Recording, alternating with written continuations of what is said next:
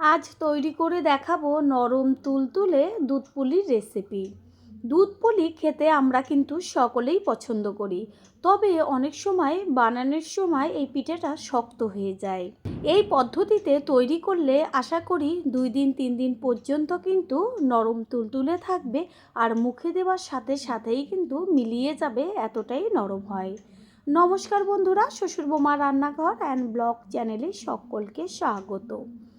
তাহলে কি করে নরম তুলতুলে দুধ পুলি তৈরি করব সেটাই দেখে নেওয়া যাক। প্রথমেই এইখানে আমি মাঝারি সাইজের বাটির 1 বাটি চালের গুঁড়ো নিয়েছি অর্ধেকটা নারকেল, আর নারকেলটা এইখানে কুড়িয়ে রেখেছি। এরপর গ্যাসের ওভেনে কড়াই বসিয়ে তার মধ্যে দিয়ে দিয়েছি কুড়িয়ে নেওয়া নারকেল। আর প্রথমে কিন্তু গ্যাসটা অন করব না, নারকেলের মধ্যে দিয়ে দেব খেজুরির গুড়। এখানে পাটালি গুঁড়ো ব্যবহার করতে পারেন বা কেউ চাইলে চিনিও দিতে পারেন। এবার গ্যাসটা অন করে দিয়ে ভালো করে একটা কাই তৈরি করে নেব নারকেলের। এখানে যেন একটা কথা, পুরো যেমন নাড়ু তৈরি করা হয় ঠিক সেরকমভাবে কিন্তু কড়া পাক হবে না। 3 থেকে 4 মিনিট একটু গ্যাসের ফ্লেম লোতে করে গুড়ের সাথে নারকেলটা পাক দিয়ে নিলেই কিন্তু তৈরি হয়ে যাবে। সুন্দর একটা ফ্লেভারের জন্য দিয়ে দিচ্ছি একটা এলাচ থেতো করে নিয়ে, তারপর ভালো করে মিশিয়ে নেব। গ্যাসের ফ্লেম কিন্তু একদম লোতে রাখতে হবে। কাই তৈরি হয়ে গেছে, এবার গ্যাস অফ করে দিয়ে কাইটাকে একটা প্লেটে ঢেলে ঠান্ডা করে নেব। নারকেলের পুরটা নামিয়ে ওই কড়াইটাই পরিষ্কার করে গ্যাসের ওভেনে বসিয়ে তার মধ্যে দিয়েছি জল, আর জলটা ফুটে গেছে। এর মধ্যে দিচ্ছি ছোটো চামচের 1 চা চামচ লবণ আর জল ভালো করে মিশিয়ে নিয়ে তারপরে গ্যাসের ফ্লেম লোতে রেখে এর মধ্যে যে মাঝারি সাইজের বাটির 1 বাটি চালের গুঁড়ো নিয়েছি সেই চালের গুঁড়োটা দিয়ে দেব। আর এইখানে কিন্তু সব সময়ের জন্য এই কাইয়ের জন্য জল পরিমাণ অল্প দিতে হবে। 1 বাটি যদি চালের গুঁড়ো দেন তাহলে হাফ বাটি কিন্তু জল প্রয়োজন। ভালো করে কাইটার সাথে সাথে কিন্তু খুন্তি দিয়ে মিশিয়ে নিতে হবে। এই পর্যায়ে গ্যাস অফ করে দেব, আর খুন্তি দিয়ে বেশ চারদিক থেকে কাচিয়ে নিয়ে তারপর একটা থালার মধ্যে ঢেলে হালকা ঠান্ডা করে নেব। এমনভাবে ঠান্ডাটা করতে হবে যেন হাতে সয়, ঠিক তেমনই ঠান্ডা করতে হবে, বেশি ঠান্ডা যেন না হয়ে যায়। কাইটা হালকা ঠান্ডা হয়েছে, এবার বেশ আটা মাখার মতন ভালো করে হাত দিয়ে ঠেসে ঠেসে কিন্তু মেখে নিতে হবে। যত ভালোভাবে মাখা যাবে ততই কিন্তু পুলিগুলো একদম নরম তুলতুলে হবে। আর একটা জিনিস, বাজারে চালের গুঁড়োটা কেনার সময় কিন্তু সব সময় পুলি করার ক্ষেত্রে মিহি চালের গুঁড়োটা কিনে আনবেন, কারণ 2 রকম চালের গুঁড়ো বিক্রি হয়। একটা একটু দানা, সেটা কিন্তু সরা পিঠার ক্ষেত্রে ভালো হয়, আর চুষি বা পুলির ক্ষেত্রে মিহি চালের গুঁড়োটাই বেশি ভালো হয়। ঠিক এইভাবে হাত দিয়ে ঠেসে ঠেসে চালের গুঁড়োর কাইটা তৈরি করে নিতে হবে। একটু সময় নিয়ে কাজটা করবেন, তাহলে কিন্তু পুলিগুলো ফাটবে না আর একদম নরম হবে। কিছু কিছু কারণের জন্য কিন্তু পুলিগুলো শক্ত হয়ে যায়। মাখতে মাখতে কাইটা দেখাই যাচ্ছে আটা বা ময়দা মাখার সময় যেমন একটা ডো তৈরি হয় ঠিক সেই রকম কিন্তু ডো তৈরি হয়েছে। সমস্ত থালার থেকে কিন্তু ছেড়ে চলে এসছে। কোনো রকম কিন্তু চালের গুঁড়ো প্রয়োজন নেই এই পুলিটা তৈরি করার সময়। এবার একটা ভিজে কাপড় দিয়ে এটার ওপরে জড়িয়ে রাখবো। ভিজে কাপড় দিয়ে জড়িয়ে রাখলে কি হবে, একদম পুলিগুলো নরম তুলতুলে হবে। দেখাই যাচ্ছে যে কত সুন্দর নরম হয়েছে। আবারও জড়িয়ে রাখলাম। এবার এটাকে তুলে নিয়ে এখন পুলি তৈরি করব। এখানে পাশেই রেখেছি নারকেলের যে পুরটা সেটা, আর এইখান থেকে এবার একদম ছোট্ট ছোট্ট লেচি করে নেব। পুরনো বন্ধুদের সবসময় আমাদের পাশে এইভাবে ভালোবেসে থাকার জন্য অনেক অনেক ভালোবাসা। কত সুন্দরভাবে একদম ছোট ছোট করে লেচিগুলো কেটে নিচ্ছি।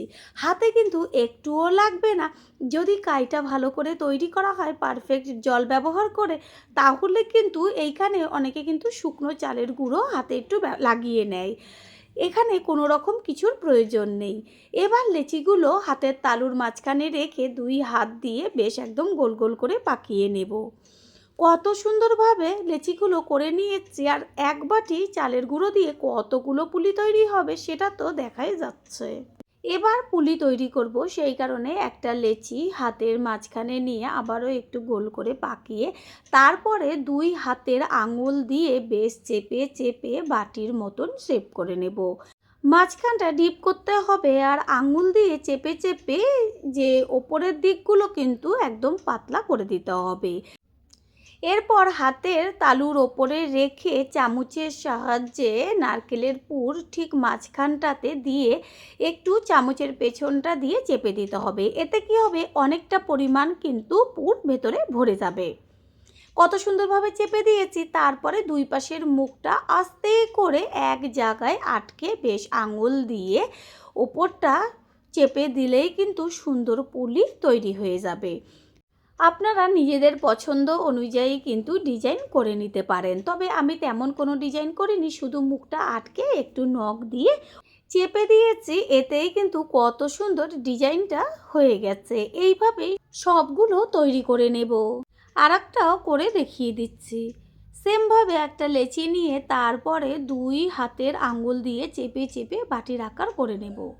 এবার চামচের সাহায্যে নারকেলের পুর মাঝখানে দিয়ে তারপর আঙ্গুল দিয়ে চেপে দুই পাশের মুখটাকে একসাথে করে তারপর একটু মুড়িয়ে দিলেই কিন্তু খুব সুন্দর একটা ডিজাইন তৈরি হয়ে যাবে। এই পুলিটাও কত সুন্দরভাবে তৈরি হয়ে গেল। সবগুলো পুলি তৈরি করে নিয়ে ফিরে আসছে। পুলিগুলো তৈরি করার সাথে সাথে কিন্তু ভিজে যে কাপড়টা ছিল সেটাকে দিয়ে পুলিগুলো মুড়িয়ে রাখবেন, তাহলে পুলি কোনো দিন শক্ত হবে না। পুলিগুলো তৈরি করে নিতে নিতে এইখানে কিন্তু আগের থেকেই দুধ ভালো করে জাল দিয়ে রেখেছি। 1 কেজি দুধ মোটামুটি 750 করেছি। গ্যাসের ওভেনে কড়াই বসিয়ে তারপরে দুধটা ঢেলে দেব। দারুণ একটা ফ্লেভারের জন্য দিয়ে দেব একটা এলাচ থেতো করে নিয়েছি, আর দেব একটা তেজপাতা 2 টুকরো করে। গ্যাসের ফ্লেমটা এই পর্যায়ে হাই করে দেব, আর দুধটাকে কিন্তু বেশ একদম টকবক করে ফুটিয়ে নেব। আগে তো ফুটানোই ছিল। এখানে একটা টিপস, পুলিটা তৈরি করার সাথে সাথেই কিন্তু গরম দুধের মধ্যে ছাড়তে হবে, তাহলে কি হবে, পুলিটা কিন্তু একদম যেই কয়দিন আপনারা রাখবেন নরম তুলতুলে থাকবে। দুধ টকবক করে ফুটছে, এবার আস্তে করে গ্যাসের ফ্লেম লোতে করে একটা একটা করে পুলি গরম দুধের মধ্যে ছেড়ে দেব। আগে কিন্তু কখনোই চিনি বা গুড় কিছুই ব্যবহার করবেন না, কারণ দুধের মধ্যে যদি প্রথমে গুড় বা চিনি দেওয়া হয় তাহলে কিন্তু পুলিটা যখন দেবেন তখন কিন্তু পুলিগুলো শক্ত হয়ে যাবে। এই টিপসটা কিন্তু অবশ্যই মনে রাখবেন। ঠিক এইভাবে একটা একটা করে পুলি দুধের মধ্যে ছেড়ে দেব। তারপর কিন্তু গ্যাসের ফ্লেমটা হাই করে দিয়ে একটু ফুটে গেলে পরে একদম লো ফ্লেমে কিছুক্ষণ ভালো করে ফুটিয়ে নিতে হবে।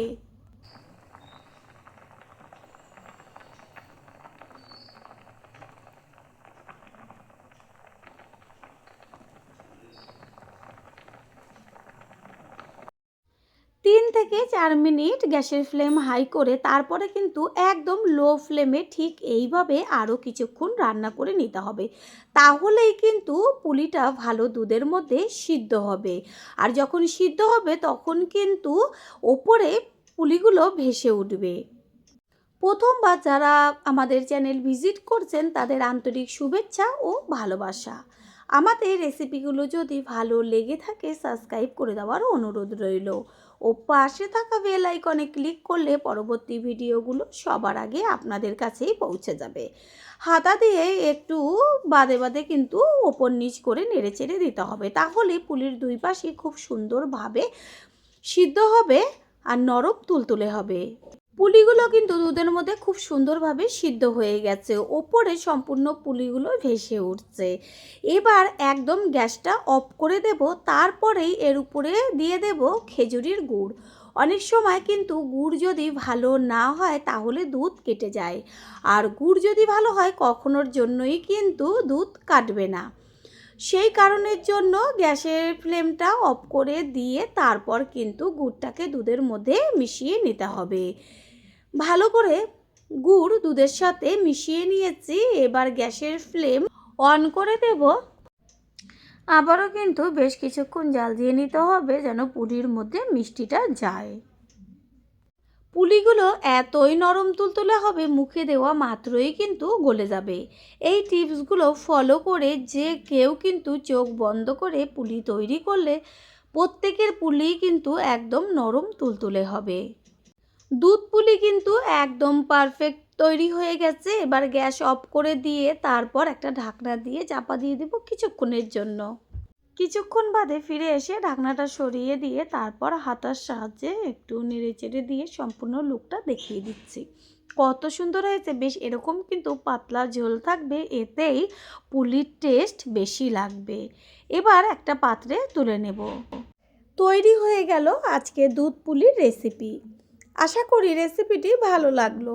আর যদি ভালো লেগে থাকে একটা লাইক, কমেন্ট, পারলে একটা শেয়ার করে অবশ্যই জানাবেন। আপনাদের দেওয়া একটা লাইক ও একটা শেয়ার কিন্তু আমাদের কাছে অনেক অনেক গুরুত্বপূর্ণ। All friend, thanks for watching my video. আপনারা সকলে ভালো থাকবেন, সুস্থ থাকবেন। আবারও দেখা হবে অন্য কোনো রেসিপির এপিসোডে।